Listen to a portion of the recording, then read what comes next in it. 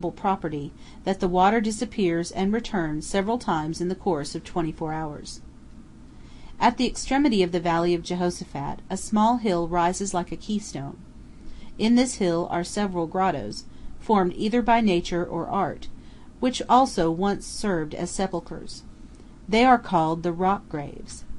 At present the greater portion of them are converted into stables, and are in so filthy a state that it is impossible to enter them. I peeped into one or two, and saw nothing but a cavern divided into two parts.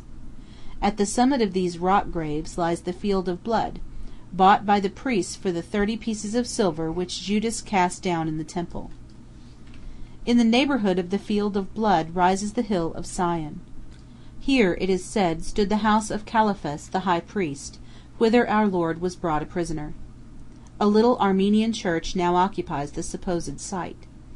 The tomb of David, also situated on this hill, has been converted into a mosque, in which we are shown the place where the Son of Man ate the last Passover with his disciples.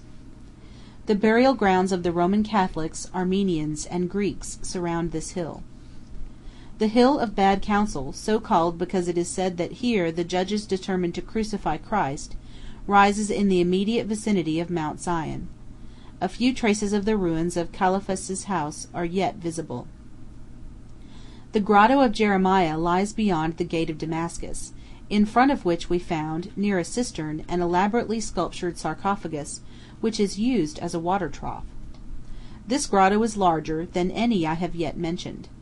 At the entrance stands a great stone, called Jeremiah's bed, because the prophet is said generally to have slept upon it. 2 miles farther on we come to the graves of the judges and the kings. We descend an open pit, 3 or 4 fathoms deep, forming the courtyard. This pit is a square about 70 feet long and as many wide. On one side of this open space we enter a large hall, its broad portal ornamented with beautiful sculpture, in the form of flowers, fruit, and arabesques. This hall leads to the graves, which run round it, and consist of niches hewn in the rock, just sufficiently large to contain the sarcophagus. Most of these niches were choked up with rubbish, but into some we could still see. They were all exactly alike. These long, narrow, rock-hewn graves reminded me exactly of those I had seen in a vault at Gran, in Hungary.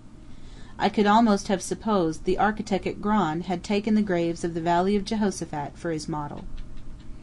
End of section 14.